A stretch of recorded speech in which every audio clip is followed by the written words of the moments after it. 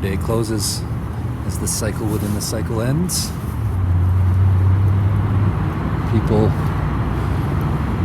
heading home from work or visiting loved ones. Some beautiful color in the sky.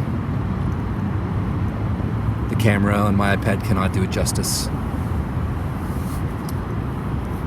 Just met someone else who does Qigong randomly in the park as I was going to start filming. Luckily, I was able to catch a little bit of the end of this beautiful sunset here in Hubbard Park. It's a great spot to catch the colors as the cycles turn.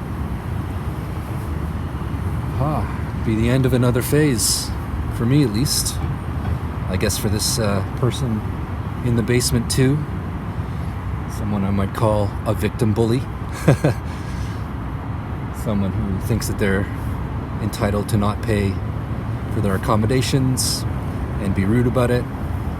But there's a lot of folks out there that will mistreat others, or particularly men, because of unresolved trauma. Quite a number of thousands of dollars that have been burned away in my life to support this person out of generosity. And in spite of all that generosity, it hasn't helped their attitude, but the cycles turn and karma comes for everybody. There's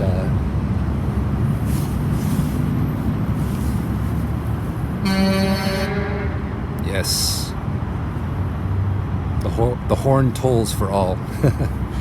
There's still some steps that I can take once they move out to try to recuperate the rent, but it's a common practice, it seems, in Ontario for people to dodge rent. Let's see if this video keeps up. Cold drains the battery real fast. But yeah, it's part of our culture at the moment. There's a lot of people that seem to be content, acting very entitled, dishonorably and unfairly.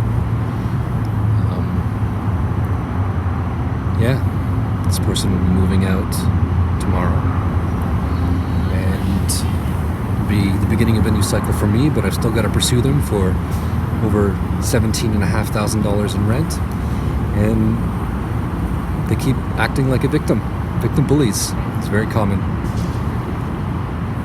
We'll see how the procedure goes to retrieve the rent. It can be very difficult through the Landlord Tenant Board and then possibly small claims. I think there's a lot of tenants out there that can skip from apartment to apartment without paying what's due and being fair adults, but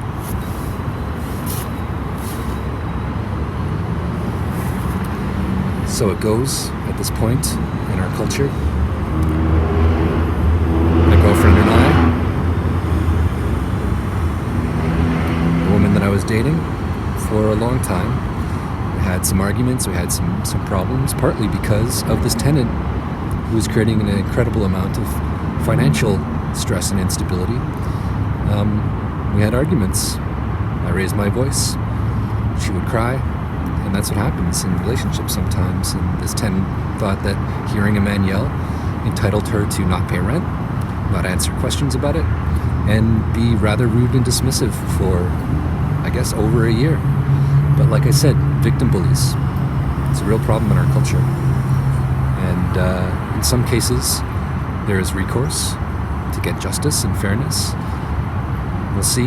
This is the beginning of a new cycle for me. And hopefully at some point, she's able to get well. She seems to be struggling with some kind of mental illness that, again, she's taking out on me in spite of the generosity I've showed her. But if karma serves its function, at some point she'll have no choice but to face the debt that she's accrued over this year, and the generosity that she's taken advantage of. Don't be that person. Don't be that person. Work on your trauma. Get your therapy. Don't shuck your financial responsibilities just because you get a little bit triggered.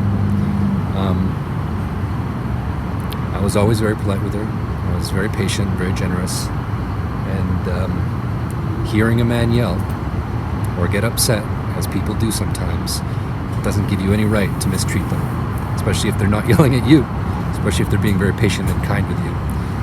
So don't be that kind of person. Don't encourage victim bullies. It's a bit of an epidemic of victim bullying. People sit in an entitled state of victimhood and punish others and end up basically using that sense of victimhood to justify really dishonorable, unfair, and manipulative actions. Something that needs to be addressed. If you see it, don't support it. If you find yourself triggered, don't be a victim bully. It's not worth it. Karma comes around for all of us. We'll see. As another cycle turns and completes in this beautiful fashion, I wish you all well, and I'll see you again soon.